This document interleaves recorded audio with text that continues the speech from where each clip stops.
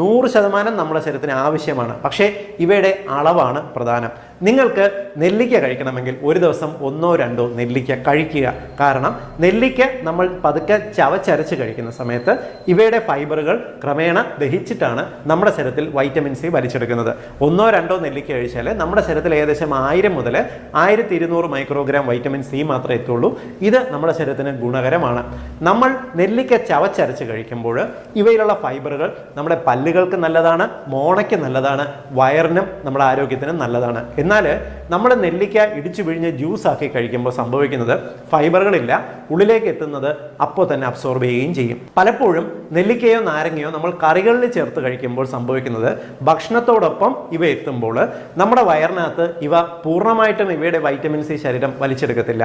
എന്നാൽ ഗുണകരമാകാൻ വേണ്ടി പലരും ചെയ്യുന്നത് എന്താണെന്നറിയാമോ? വെറും വയറ്റിൽ ഇത് ജ്യൂസ് ആക്കി കുടിക്കും. കുടിക്കുന്നത് മുഴുവൻ ശരീരത്തിൽ